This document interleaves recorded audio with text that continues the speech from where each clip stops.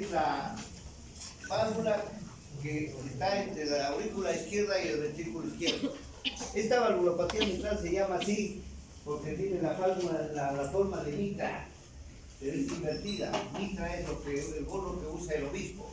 Entonces tiene la forma de mitra y está luego constituida por un anillo mitral, que hay, ¿no?, dos válvulas, una anterior y una posterior, y los músculos y las cuerdas tendinias, que son las que lo sujetan hacia el músculo cardíaco, ¿no? Esta valvulopatía mitral se produce mayormente por la fiebre reumática. Es altísimo su daño por la fiebre reumática, es el 50% más o menos de enfermos que ustedes vean, se debe a la fiebre reumática o un proceso reumático. No es la forma más frecuente de enfermarse de esta válvula. Ahí tienen ustedes la válvula mitral. Quiero que vayan fijando la imagen. La válvula mitral está más o menos a 1 centímetro o menos de la válvula aórtica, casi pegadas están. Y es importante esa parte anatómica porque después vamos a verlo por qué es importante. Miren ahí, ¿no? Es importantísimo.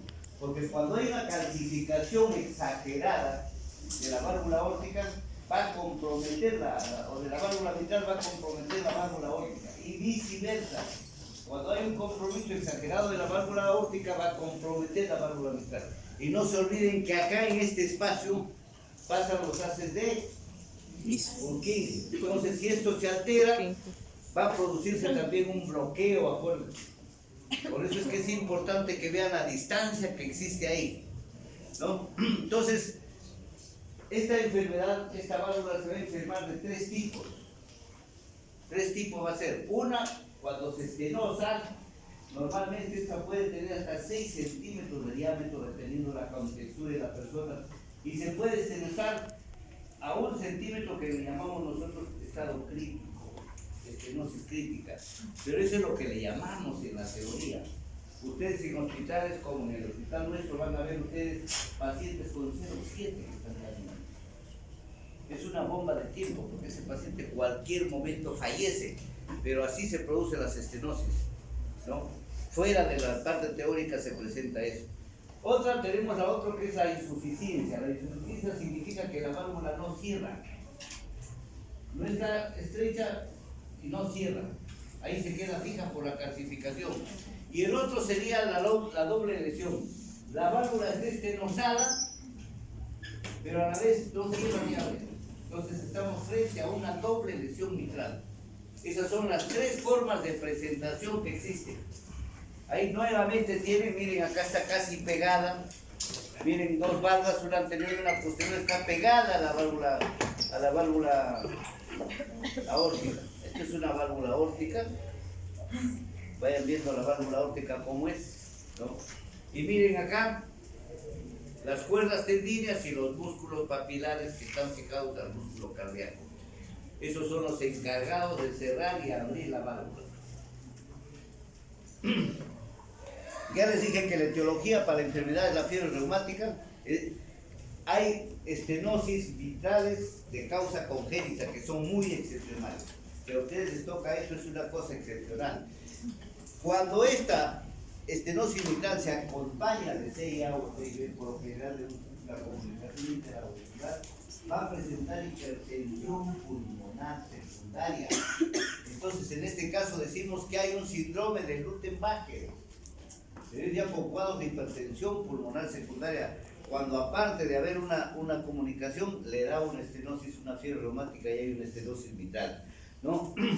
También podemos tener nosotros estenosis mitrales, pseudoestenosis, por la presencia de mixomas. Los mixomas no son otra cosa que agrupaciones de trombos. Una agrupación de trombos hace un ovillo y forma un pseudotumor, que son los famosos mixomas. Y los mixomas se pueden formar por varias causas. Una de ellas puede ser la estenosis misma mitral. Otra cosa, los pacientes que fibrilan. No se olviden que son pacientes que tienen una tendencia a ser bastante trombo, bastantes émbolos, ¿no? Y en otros casos hay los famosos sarcomas, ¿no? Hay pacientes que se han operado por estenosis mitral y al año vienen otra vez por trombos, y al año vienen con otro trombo. No se puede formar un trombo tan rápido. Entonces cuando se manda patología nos contestan que es un sarcoma. En estos casos es el único caso de tumor maligno a nivel cardíaco. No hemos visto. Entonces la incidencia de estenosis mitral es de 9 a 1. La mujer es la más tiene mayor tendencia a enfermarse de estenosis mitral. Entonces cuando vean pacientes ya tienen ustedes más o menos. En mujeres van a encontrar altísima frecuencia de estenosis mitral, ¿no? Ahí tienen una estenosis mitral más bonita, una válvula mitral, ¿no? Miren ahí qué bonito se ve las cuerdas tendíneas y estos son los músculos papilares. Quiero que enfoquen bien ahí, porque esto después vamos a hablar algo sobre estos músculos papilares. Es importante. Entonces, pero esa es más o menos la forma como se presenta. Una válvula mitral calcificada. Acá tiene menos de 7 todavía de apertura. Esta paciente, como lo ven ahí, esta ya es una válvula que fue sacada, creo, post-morte, ¿no? Pacientes que mueren muchas veces incluso durante la operación o post-operación, porque no soportan, desarrollan mucha hipertensión pulmonar, porque ahora los pacientes que se les encuentra con la ecocardiografía de hipertensión pulmonar alta ya no se operan, porque dan problemas en sala de operaciones con el postoperatorio, ¿no? Es importantísimo eso. Entonces, si nos da la fibra reumática en la válvula mitral, tenemos 4 tipos de daño a nivel de la válvula. Fusión de las comisuras en los costados, 30%. Fusión de las valvas, se pueden pegar las valvas, 10%. Función de las cuerdas tendíneas, 10%. Y funciones combinadas entre ambos, más un 50%. Esto es alto, ¿no? Esto es importante porque esto les va a dar tips para que ustedes cuando hagan historia ya sepan de qué se trata. Un paciente pues, con estenosis mitral no van a poder, tiene 2 meses de evolución, ningún año de evolución, ¿no? Entonces yo veo de dónde viene. Si este paciente viene de un clima frío, clima templado, por decir Huancavelica, Cerro de Pasco, zonas frías, la enfermedad es más rápida. En menos de 2 años se desarrolla ya ustedes saben lo que es la cardiopatía reumática, ¿no? ¿Quién es el responsable de este componente hemolítico que nos da en la amigdalitis? Entonces ese es el responsable. Entonces en climas templados, miren, si el paciente viene de estas zonas, sí le creo que tiene 2 años o 1 año de evolución en este hospital. Pero si el paciente me viene de un clima tropical, estos pacientes permanecen asintomáticos 15 años. Entonces, ustedes me hacen una historia y me ponen 2 años, yo sé que viene de peor, están mintiendo. Porque ese paciente largo tiene 10 años de patología mental. Miren lo que es importante que ustedes sepan algunos puntos de teoría para que hagan sus historias clínicas, ¿no? Entonces, igual, en cualquier región subdesarrollada, el curso es más rápido, ¿no? Nosotros antes decíamos que esto es crítico y es difícil de encontrar porque el país más o menos estaban atendido en sus centros por nuestros ermitas, pero ahora que han venido esta cantidad de 1 millón de extranjeros, estamos viendo ya cuadros floridos. No se olviden que esta gente 5 años no tiene medicamentos y vacunas, ¿no? Acuérdense que, por ejemplo, los que ya vayan al Serum van a encontrarse zonas donde hay HIV en cantidad, porque se recibieron 5.000 o 10.000 HIV que han entrado por embajada, como cuestión humanitaria, porque ellos no tienen. El tratamiento HIV es carísimo. Acá mismo es caro, peor en Venezuela que no tienen ni plata, no tienen el medicamento. Entonces acá tengan mucho cuidado ustedes como médicos en la parte epidemiológica, ¿no? Ya saben, por ejemplo, Ica, que era una ciudad que tenía, creo, 50, 100 HIV, ahora creo que pasan los 2.000, ¿no? Por la contaminación que ha habido. Entonces estamos viendo muchas enfermedades floridas actualmente por la cantidad que tenemos de fronteras abiertas, y no solo de Venezuela, sino de otros lugares, ¿no? ¿Cómo es la fisiopatología? Cuando hay fusión de las valvas, va a presentar la forma tubular, se llama. Y eso lo vamos a ver a una ecocardiografía ahora. Entonces, la forma tubular, cuando encuentra el ecocardiografista una forma tubular, dice imagen en boca de pescado, así se llama. Cuando ustedes vean una imagen en boca de pescado, quiere decir que esas válvulas están llenas de partículas de calcio, ¿no? Entonces es una válvula mitral bien calcificada. Entonces, un anillo mitral ya les decía que de acuerdo a la contextura puede tener 3 o 6 centímetros cuadrados de diámetro. Cuando la teoría dice 2 centímetros leve, 1 centímetro grave. Nosotros tenemos una cuarta posición, ustedes lo van a encontrar, les decía, con 0,7 o 0,5, ya no es grave, es crítica, ¿no? Ese paciente ya no debe ser operado hoy ni mañana, ya debió ser operado ayer, porque es un paciente que está con el cajón encima. Entonces, y a ustedes les parecerá eso, en el país que acá hay CIS, tenemos servicios que no quieren operar. Yo tengo que felicitarme, por ejemplo, y hacerlo público, que el 12 de mayo nos está llevando ¿cómo se llama esto? ¿Ventaja? La primacía de las sedes en operar corazón. ¿Y quién es el que opera corazón el 2 de mayo? El jefe es uno de los chicos que ha sido nuestro residente. Y opera más que el hospital que lo hizo crecer. Nosotros que somos los primeros hospitales en operar a nivel nacional, más de 40 años operando, ahora somos creo los últimos, estamos operando un caso mensual. Entonces eso se llama desidia y no hay quien exija a los cirujanos, tenemos cantidad de cirujanos, ahí se forman los cirujanos de todas, ¿no? Entonces es un poco vergonzoso eso. A ustedes les toca, los que escojan cirugía, tienen que ponerse pantalón largo, porque resulta que no solo se den cirugía todas, sino escogen cirugía general y están esperando solo operar apendicitis o vesículas, nada más. Ven una obstrucción, se mueren de miedo, no se lo ven, así que guardan. Entonces aprendan a decidir y tengan coraje los que escogen una carrera de este tipo duras, así como otras. Tenemos mucho temor, ¿no? Y el resultado es que se nos acoquinan los pacientes, se amontonan y sufren y mueren muchos pacientes. Solo tenemos que nosotros a estos estenosis verlos morir apenas cuando pueden ser operados, y ahorita no hay disculpas. Un país con plata y que, por decir, se le compra todo, no debe morirse nadie, ¿no? Pero por esta desidia a veces de nosotros, los médicos, estos pacientes fallecen. No se olviden, si estamos hablando de estenosis mitral, estamos hablando de cierre de la válvula mitral y estamos hablando que la sangre no pasa de la aurícula izquierda al ventrículo izquierdo. Entonces, ¿qué pasa a nivel de aurícula izquierda? Se incrementa la presión porque la sangre sigue viniendo en la misma cantidad de los pulmones. ¿Y qué pasa si acá se incrementa la presión? Se incrementa la presión de quién? ¿Quién extrae la sangre? Las venas pulmonares. Y si las venas pulmonares acá se incrementa la presión, ¿qué está pasando en capilares pulmonares? También se incrementa la presión. Entonces al incremento va a haber hipertensión pulmonar secundaria por obstrucción. ¿Y qué pasa si hay hipertensión secundaria acá de los capilares? ¿Qué pasa? Al comienzo hay una mini adaptación, pero después por esta hipertensión severa empiezan los capilares, así como hay hipertensión cerebral, a romperse. Entonces ahí empezamos nosotros a tener la crisis de hemoptisis. Por eso, si hay una cantidad de capilares que se rompen, tenemos hemoptisis graves. Yo les decía la primera clase, peor que la tuberculosis. Peor que la tuberculosis, porque los sangrados son de 1 litro, 2 litros, porque estos se rompen en cadena. Entonces hay que tener cuidado con esto, esta es una enfermedad. Entonces, por esa causa de incremento de la presión hemoptizante.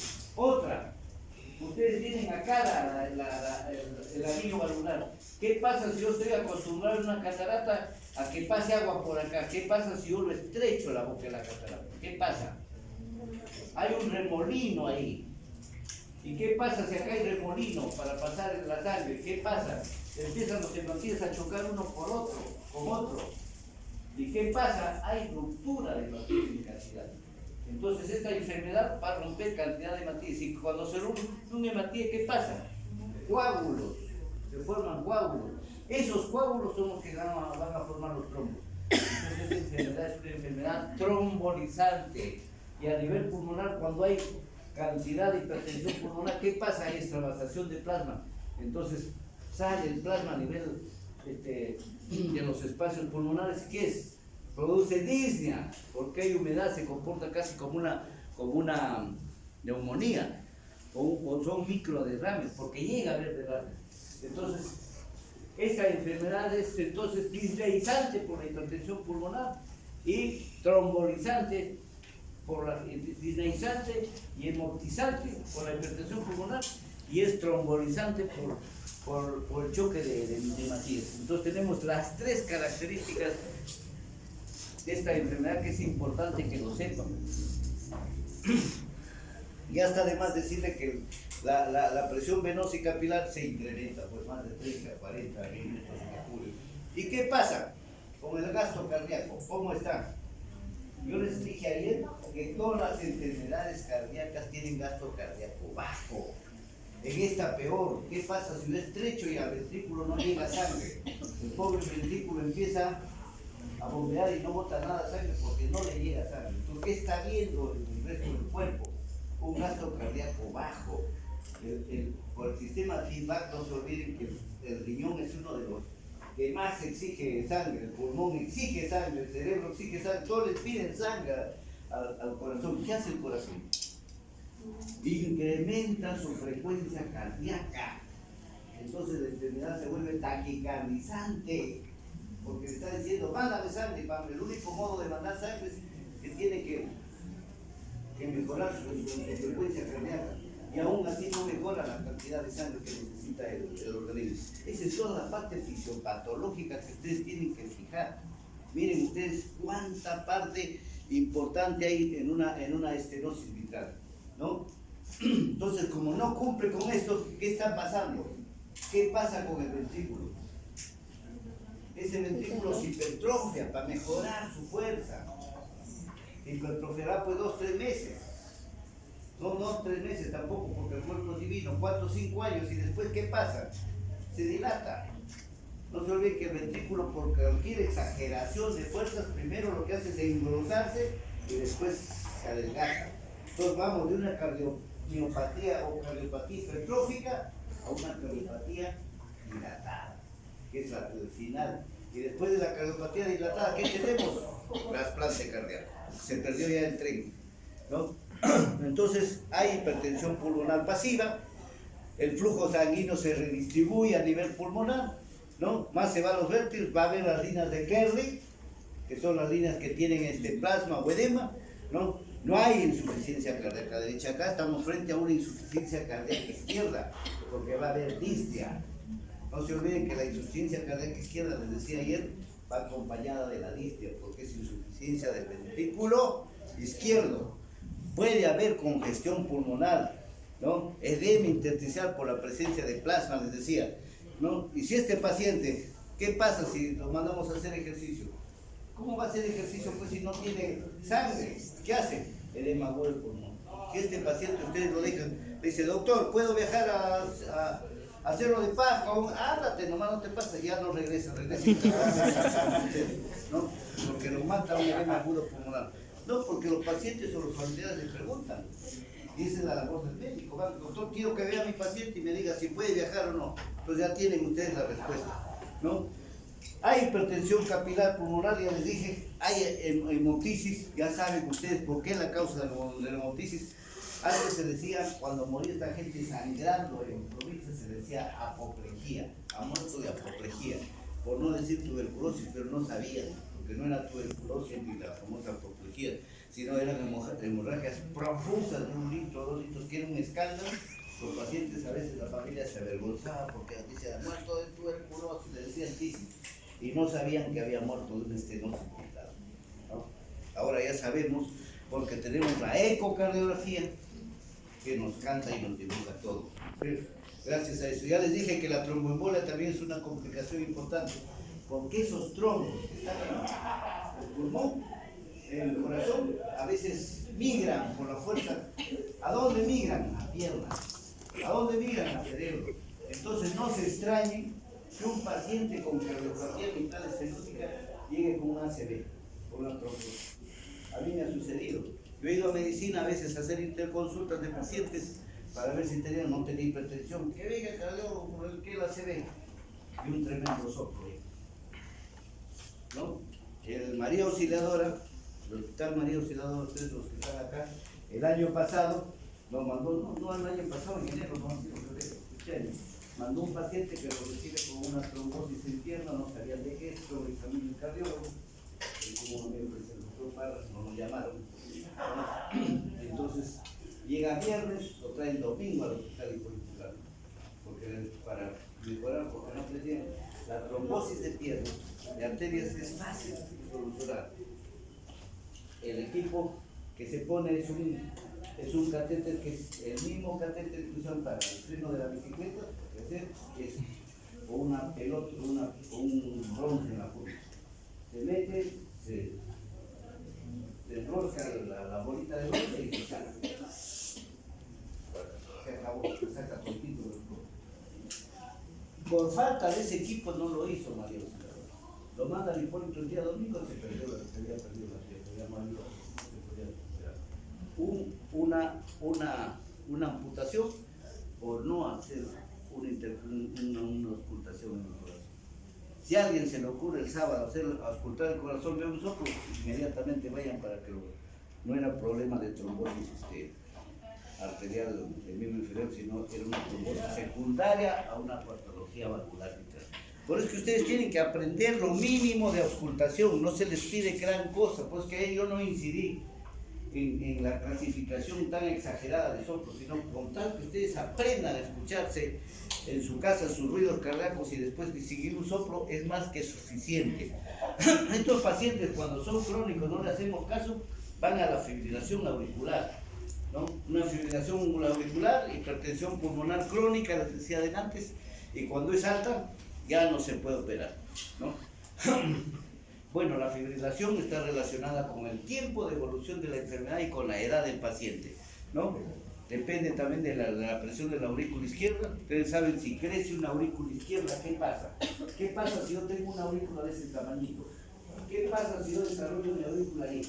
¿Qué pasa con los haces que hacen la transferencia del hace del nodo sinusal para transmitir? Se rompe la frecuencia. Entonces una aurícula grande ya no hace un espacio, se va por todos lados. Pues viene la fibrilación auricular, ¿no? Que es por dilatación de la aurícula.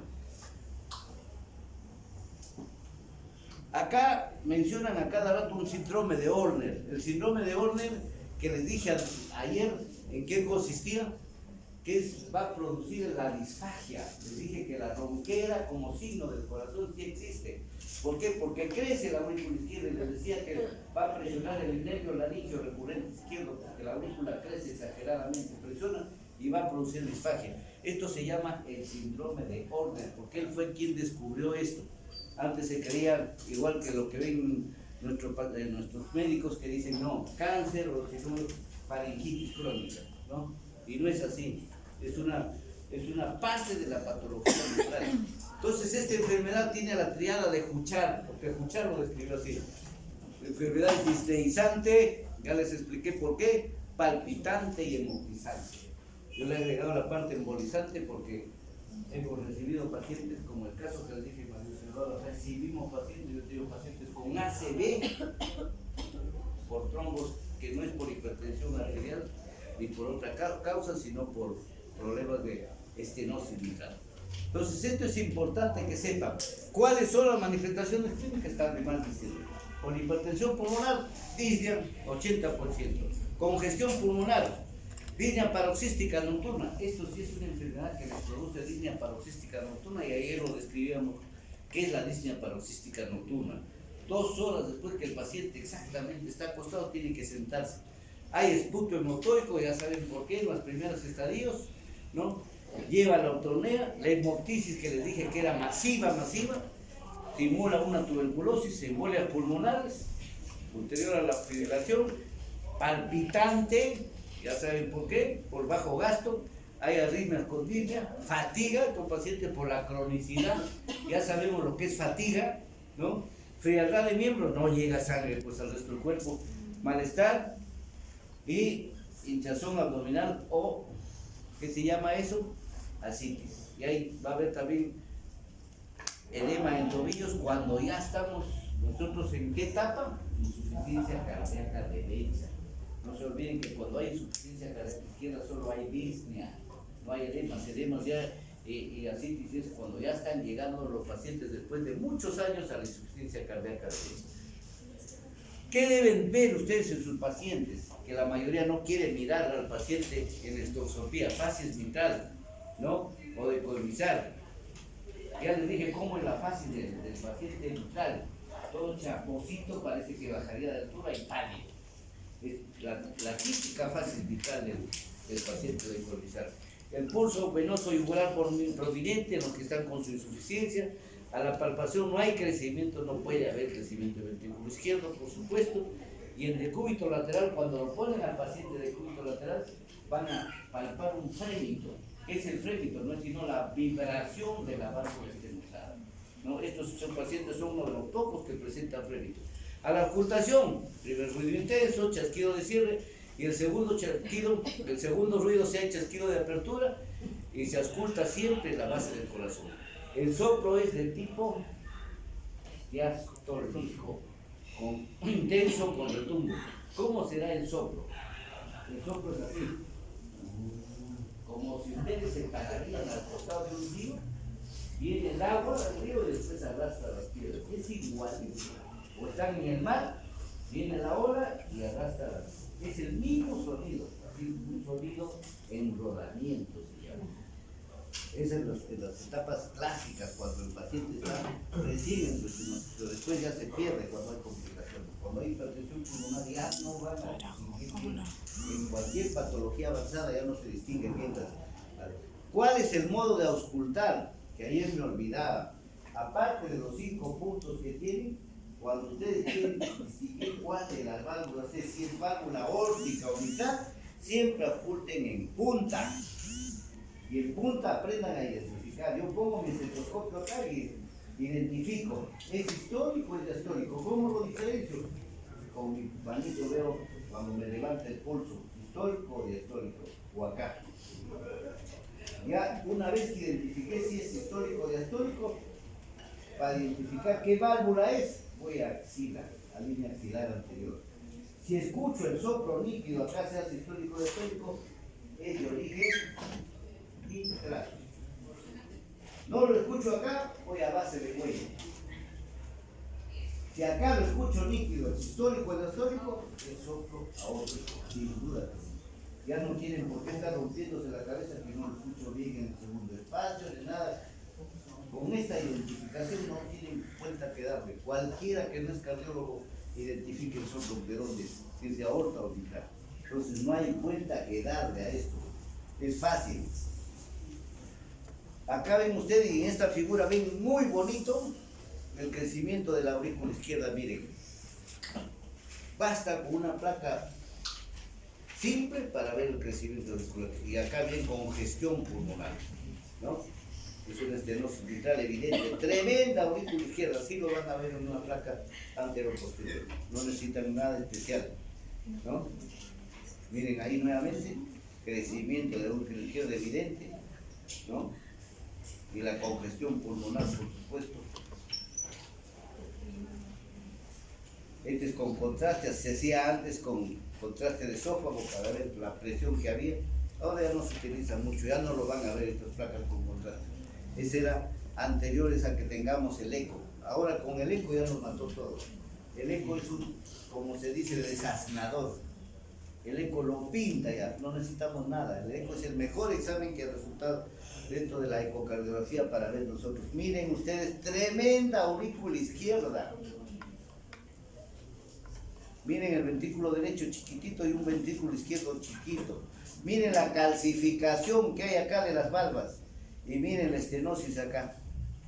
Y esa estenosis no necesitamos adivinar porque ya la máquina viene con cálculos especiales. El ecografista dice 0,7, ¿cómo lo sacará? No necesita, pone el cursor acá y pone el cursor acá y la máquina le está diciendo que tiene tal. No necesita romperse la cabeza, ¿no? Ahí ven ustedes la imagen de boca de pescado, así se presenta. Incluso cuando ustedes lo ven funcionando, se moviliza la boca, parece que un pescado está tomando oxígeno, ¿no? Interesante, pero esta es la imagen. Todo esto es calcio, todo el borde. Una imagen transversal es esta. Miren ahí, acá hay un trombo, tremendo trombo, ¿no? Miren la estenosis, una aurícula gigante, mega aurícula, ¿no?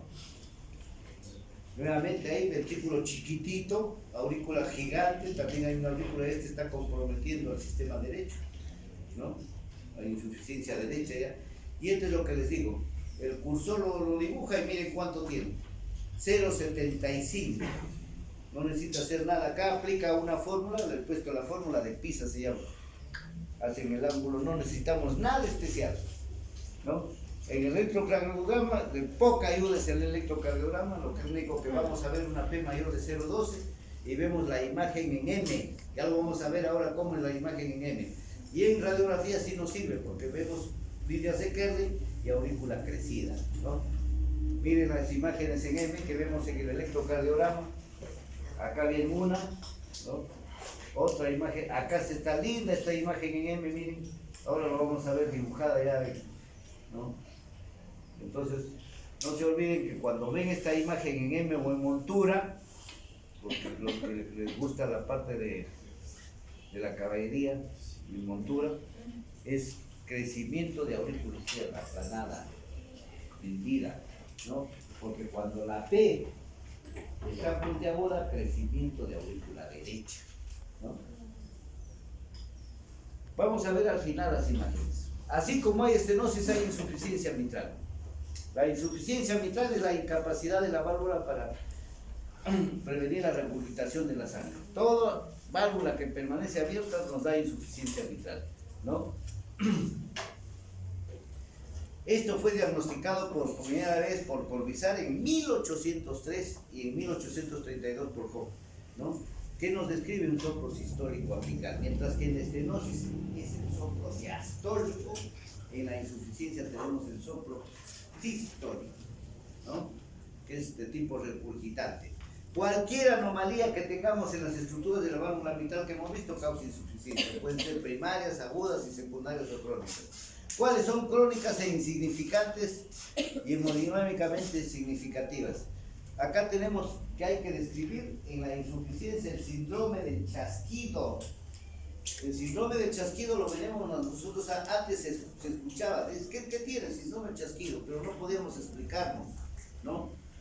O soplo de la válvula colgante. Esto recién viene a descubrirse con el invento y el uso de la ecocardiografía. Entonces acá, de repente, de todos nosotros se puede encontrar 1 o 2 pacientes con prolapso o síndrome del chasquido. Y esto no es otra cosa, se llama el síndrome de prolapso de la válvula mitral. ¿Qué significa? Que en lugar de estar la válvula mitral en esta posición, está aplanada la válvula. Estos pacientes pueden vivir, hacer ejercicios, no pasa nada. Nosotros hace un tiempo, 5 o 6 años hace, hicimos acá en alumnos un examen y encontramos 2 pacientes con ya uno de ellos es ahorita ¿no? Y no pasa nada, viven bien. Lo único que les da al paciente con chasquido, ¿verdad? De vez en cuando tienen problemas de infecciones, taquicardias, ¿no? Les da taquicardias frecuentes. Tú tienes peor, ¿no? Acá sí una paciente con chasquido, ¿no? No les digo que siempre hay en los salones de clase, ¿no? Y ahí está ella, puede ser solo le da las taquicardias, puede hacer su vida perfectamente. No pasa nada, pero significa que el válvula está abombada o aplanada. Entonces, esto sí es cierto, no es cuestión que no existe. Ustedes tienen acá una paciente ahorita, siempre encontramos nosotros pacientes. Nuevamente, para que vean la válvula, ¿no? Es importante. Causas de insuficiencia mitral. Cualquiera de las anormalidades de las estructuras causa insuficiencia mitral primaria, ¿no? Las enfermedades, por ejemplo, que llevan a la dilatación del músculo cardíaco también nos llevan a insuficiencia mitral, la miocardiopatía dilatada entre ellas, ¿no? ¿Por qué? Porque desalinean los músculos papilares, hacen una apertura y nos llevan a insuficiencia mitral secundaria. Igual nos va a llevar el hipertiroidismo, acuérdense. El hipertiroidismo no nos lleva solo a insuficiencia aórtica, porque el corazón se dilata en los hipertiroideos. Entonces, no solo lleva a insuficiencia aórtica, sino nos lleva a insuficiencias mitrales. Toda enfermedad que nos dé dilatación del músculo cardíaco nos va a dar este tipo de enfermedad. Las causas más comunes son el prolapso de la válvula mitral. Miren que no es poco, 20 o 70%, por eso les decía acá, si somos 70 y hay 1 o 2 que sufren, los cuadros de isquemia, ¿Y por qué el cuadro de isquemia? ¿Por qué un infarto lo lleva a la insuficiencia mitral? Escuchen por qué. Porque ustedes pueden recibir mañana a un paciente con infarto y la juntan y a la familia lo resonan. Su paciente tiene una insuficiencia mitral, tiene un soplo y ustedes nunca lo han hecho ver. Mentira, no es así. El infarto le provoca insuficiencia mitral. ¿Por qué? Porque hay una rama de la coronaria ascendente que va a irrigar los músculos papilares. Por eso es que les decía que ustedes fijen en la figura los músculos papilares. Entonces vienen por el músculo y irriga los músculos papilares. Entonces, ¿qué pasa si hay obstrucción de la arteria? El músculo no recibe sangre. ¿Qué hace? Se muere. Entonces, ¿qué tenemos como consecuencia? En una isquemia, insuficiencia mitral secundaria por infarto. Entonces, cada una de estas cosas ya saben ustedes que tiene su explicación. Enfermedad reumática, 30-40%. Endocarditis, 10 a 12% causan insuficiencia mitral, ¿no? Y la mayoría de pacientes con prolapso pues tienen insuficiencia mitral leve y nunca van a necesitar cirugía.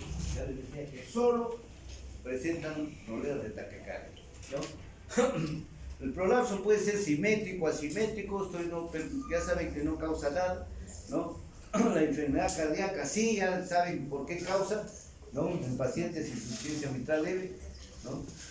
Y las enfermedades de insuficiencia mitral en la dilatación ventricular y disfunción sistólica también causan insuficiencias mitrales. La endocarditis bacteriana está de más decirle porque malogran las válvulas. Las colagenopatías como el lupus eritematoso también van a producir insuficiencia mitral. La enfermedad valvular reumática que ya lo dijimos, ¿no? Y en los ancianos, ¿qué vemos? Puede deberse esta insuficiencia ¿a qué? A una calcificación de la vida, ¿no? Yo les decía, por ejemplo, que estos pacientes, y les decía la cercanía, un paciente que hace placas de ateroma, porque pacientes que les gusta mucho comer grasa, hacen sus placas de ateroma, entonces a veces comprometen por la cercanía, como les dije, a la válvula mitral y puede haber insuficiencias mitrales leves, ¿no? Esta enfermedad tiene una frecuencia de 1 a 1 en el hombre y en la mujer. Tanto al hombre como a la mujer se ven ambos comprometidos de 1 a 1. No es como el otro caso que la estenosis era de 9 a 1, la mujer ganaba, ¿no? Ganaba en mal. La ruptura de cuerdas tendidas también va a producir insuficiencia. Puede haber patología congénita, las endocarditis, las bacterianas, los traumatismos y la proliferación. ¿Cuál traumatismo nos causa a nosotros insuficiencia mitral? Los golpes de pecho. Ustedes ya no se acuerdan porque a veces se olvidan de la lectura del periódico. Hace 5 años murió en el Estadio Nacional un boxeador. No salió mucho. Le dieron un golpe y se cayó desplomado. Hicieron la necropsia, ruptura de pecho. Cuando yo me accidento en mi carro y no uso el cinturón, o esos que les gusta irse pegado al timón, por eso nunca hay que manejar el turno que tiene un carro chiquito, bien lejos, manejando, ¿no? Hay que acostumbrarse a manejar lejos. ¿Por qué? Porque con un golpe que ustedes tengan en el pecho puede sufrir una ruptura de cuerdas. Así es que hay que tener cuidado. Miren, todas las cosas que tienen que aconsejar ustedes como médicos. Ustedes han visto mucho piloto se va así pegado al timón. El timón lo lleva en la casa. Mala costumbre, porque incluso se están produciendo ¿qué? Varices o hemorroides, ¿no? Porque toman esa posición, ¿no? En infarto, entonces ya les dije que los músculos papilares que están irrigados por la rama de la arteria coronaria también va a causar insuficiencia.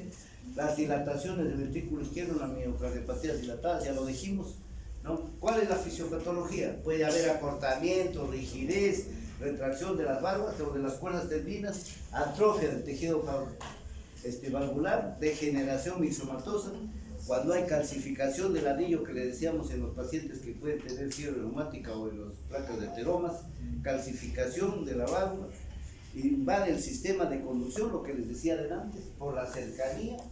Entonces ese sistema de conducción que está entre la aorta y la mitral se ve invadido por placas de ateroma o de calcio. ¿Y qué produce? Bloqueo AB secundario, bloqueo auriculoventricular completo.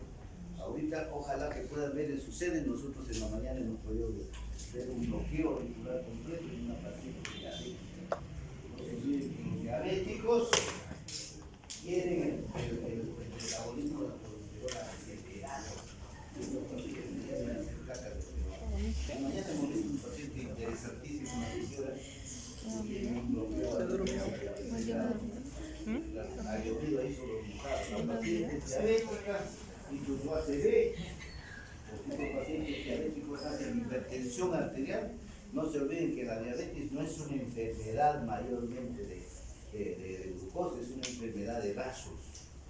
La diabetes, acuérdense, es una enfermedad que daña vasos, debería estudiarse dentro de las cardiopatías, porque daña vasos ¿dónde? Se tapan las arterias, los miembros inferiores, se tapan las arterias del riñón, insuficiencia renal, se tapan las arterias en corazón, en infarto, se tapan las arterias en ojos, quedan. Se tapan las arterias, es un taponamiento de arterias por exceso de colesterol. Entonces ya saben ustedes lo que es la diabetes y lo que tienen que cuidar. ¿Cuáles son los síntomas? Disnea, ya sabemos, ¿no? Cuando hay perforación aguda de valvas, en el caso de endocarditis, puede haber edema pulmonar, presentan síntomas crónicos, el proceso reumático. En los procesos reumáticos hay que tener ojo, mientras que las estenosis mitrales decíamos que pueden durar 10 años, una insuficiencia mitral es de más larga data. Cuando usted se encuentre en una insuficiencia mitral, pasó largamente los 20 años sin sintomatología. Cuando encuentren ustedes un paciente con insuficiencia mitral, es un paciente que no pueden poner en la historia 2 años ni 3 años, porque largamente tiene 20 años de evolución. Miren lo importante que son los tips de teoría, ¿no? El pulso arterial, como es pequeño, acá sí va a haber la piel en la punta porque va a haber crecimiento del ventrículo izquierdo, exagerado, ¿no? E incluso hay desplazamiento de ese ventrículo a la izquierda, pueden encontrar hasta en línea axilar izquierda.